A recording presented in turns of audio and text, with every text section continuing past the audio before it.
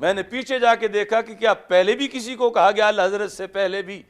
تو مجدد صاحب بھی بولے ہاں میرے زمانے میں بھی ایسا ہوا۔ یہ جلد نمبر 2 ہے،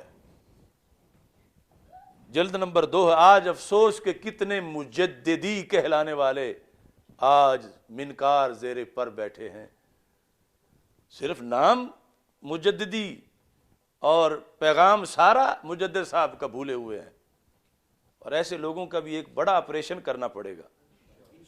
اور جس طرح افکار رضا ہیں اس طرح افکار مجدد الفسانی بھی، ان کے نام پہ نذرانے لیتے ہیں، آستانے بناتے ہیں اور ان کے ہی خلاف بولتے ہیں، اپنی جہالت کی وجہ سے بولتے ہیں۔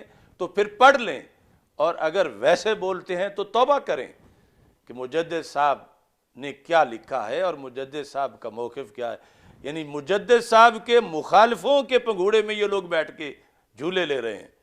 مجدد صاحب کہتے ہیں فرق بیان کرتے ہوئے کہ رافضی کون ہے، ناسبی کون ہے، سنی کون ہے۔ رافضی سنی اور ناسبی خارجی، اس کو بیان کرتے ہوئے مجدد صاحب نے اس چیز کو لکھا۔ عجب معاملات، تعجب کر رہے ہیں مجدد صاحب کہ کبھی رافضی یہ کہتے ہیں اور کبھی گاہے اہل سنت را از خوارج می شمرن، شمارن سے یہ بنا ہے کہ رافضی جو ہیں وہ کبھی سنیوں کو خارجی کہہ دیتے ہیں۔ سنیوں کو خارجی کیوں؟ روافض جو ہیں انہوں نے محبت علی رفض نہیں ہے، خلفائے ثلاثہ سے بغض رفض ہے۔ تو سنی خلفائے ثلاثہ سے بھی پیار کرتے ہیں، اس بنیاد پر اس پیار کو وہ دشمن علی قرار دے دیتے ہیں۔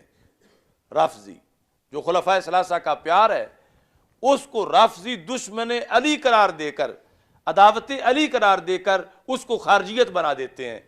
تو مجدد صاحب کو بھی یہ سامنا کرنا پڑا اپنے عہد میں کہ جب آپ نے بیان کیا اس موقف کو تو مقابلے میں یہ کہا گیا کہ یہ تو خارجیت کا مذہب ہے۔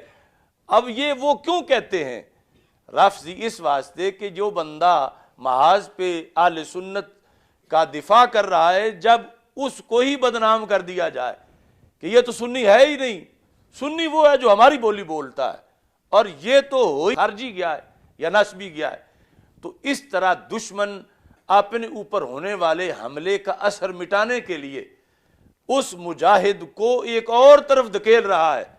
تو مجدد صاحب کے زمانے میں بھی مجدد صاحب نے جب رافضیت کا رد کیا اور بھرپور کیا، بلکہ ایک رسالہ مکمل تھا اس کے لحاظ سے، اور یہ جو بار بار یہاں ہے روافض کے رد میں وہ رسالہ اور یہ بہت سے مکتوبات، تو آپ کو یہ سامنا کرنا پڑا۔ اعلی حضرت فاضل بریلوی رحمۃ اللہ علیہ نے جلد نمبر 15 میں فتاوی رضویہ شریف میں یہ ارشاد فرمایا، کتنی پلکوں سے نمی مانگ کے لائی ہوگی، پیاس تب پھول کی سنی نے بجھائی ہوگی۔ یہ کتاب السیر میں تفضیلیوں کے بارے میں پوچھا گیا۔ تفضیلیہ گمراہ ہیں اور علماء کی توہین راہ جہنم ہے، کیونکہ سوال میں یہ ہے کہ سنی عالم کو کوئی بندہ اس نے تفضیلیوں کا رد کیا ہے تو تفضیلی وہ سنی عالم کے خلاف بول رہے ہیں اور اس کو خارجی کہتے ہیں کہ یہ تو ہے ہی خارجی، یہ سوال ہے۔ تو اعلیٰ کہتے ہیں اور اہل سنت کو خارجی کہنا رافضیوں کا شعار ہے کہ رافضی ہوتے ہی تب ہے، علامت ہی رافضی کی یہ ہے کہ سنی کو وہ خارجی کہے، سنی کو ناسبی کہے۔ ایک تو وہ ہے جو خود خارجی ہے اور خود ناسبی ہے، ایک ہے الزام خارجیت اور الزام ناسبیت، تو ایک ہے چھپا ہوا رافضی اور ایک ہے کہ جس کے رافضی ہونے پر نشانی اور علامت بھی ہو۔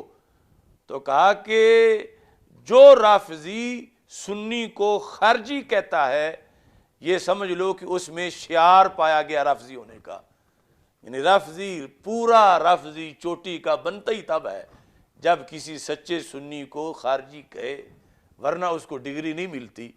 تو یہ اعلیٰ حضرت نے جواب میں کہا کہ کوئی بات نہیں، سنی عالم کو وہ تفضیلی جو ہے وہ رافضی کہہ رہا ہے، تو اب مطلب یہ کہ تفضیلی کو کی پروموشن ہو رہی ہے رافضیت کی طرف، اور اب وہ اعلانیہ رافضی بن رہا ہے، اور یہ سنی کو گھبرانا نہیں چاہیے، کیونکہ اس کے کہنے سے تو یہ بنتا نہیں ہے، تو یہ اپنے عقیدے پر قائم رہے، اور اس نے جو اس کو خارجی کہا تو اس خارجی کہنے کی کوئی حیثیت نہیں ہے۔